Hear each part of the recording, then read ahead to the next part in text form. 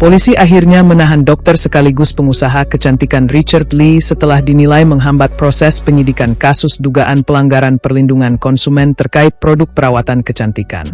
Penahanan dilakukan oleh Polda Metro Jaya pada Jumat, 6 Maret 2026, malam setelah penyidik menilai tersangka tidak kooperatif selama proses pemeriksaan. Kabid Humas Polda Metro Jaya Budi Hermanto menjelaskan bahwa Richard Lee sebelumnya telah menjalani pemeriksaan pada Jumat siang. Pemeriksaan berlangsung dari pukul 13 hingga pukul 17 WIB dengan total 29 pertanyaan yang diajukan penyidik. Namun dalam proses penyidikan, polisi menilai tersangka beberapa kali tidak memenuhi kewajiban hukum, termasuk mangkir dari panggilan pemeriksaan dan wajib lapor. Menurut Budi, Richard Lee sempat tidak hadir dalam pemeriksaan tambahan yang dijadwalkan pada 3 Maret 2026 tanpa memberikan penjelasan kepada penyidik.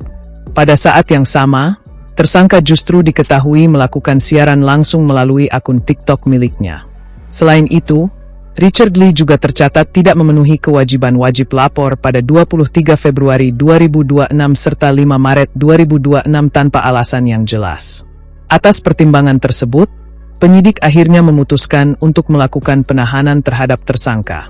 Richard Lee ditahan pada pukul 21.50 WIB dan ditempatkan di rumah tahanan Polda Metro Jaya. Sebelum ditahan, Richard Lee terlebih dahulu menjalani pemeriksaan kesehatan oleh tim Bidokes Polda Metro Jaya. Pemeriksaan meliputi pengecekan tekanan darah, saturasi oksigen, serta suhu tubuh, dengan hasil yang dinyatakan normal sehingga tersangka dinilai dapat menjalani aktivitas seperti biasa. Setelah hampir setengah hari menjalani pemeriksaan, Richard Lee keluar dari ruang penyidikan Direktorat Reserse Kriminal Khusus Polda Metro Jaya dengan kondisi tangan terborgol. Ia terlihat mengenakan kemeja putih saat digiring menuju rumah tahanan dengan pengawalan sejumlah petugas berpakaian sipil. Borgol di tangannya tampak disembunyikan di balik kemeja. Tidak ada pernyataan yang disampaikan Richard Lee kepada awak media. Wajahnya terlihat pucat saat berjalan menuju kendaraan tahanan. Kasus ini bermula dari laporan seorang konsumen yang membeli sejumlah produk kecantikan bermerek milik Richard Lee melalui marketplace pada periode Oktober hingga November 2024. Produk yang dibeli antara lain White Tomato, DNA Salmon, serta Miss Face Stem Cell by Athena Group dengan harga berkisar ratusan ribu hingga lebih dari 1 juta rupiah. Setelah diterima, produk-produk tersebut diduga bermasalah, mulai dari kandungan yang tidak sesuai label, kondisi produk yang diduga tidak steril, hingga kemasan yang dicurigai hasil repacking.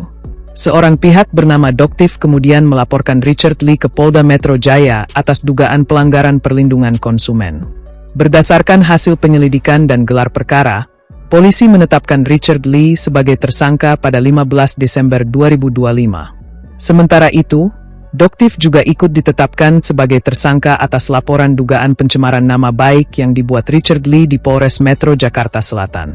Pada 6 Januari 2026, kedua pihak diketahui tidak hadir dalam panggilan mediasi di Polres Jakarta Selatan sehingga proses hukum terhadap keduanya terus berlanjut.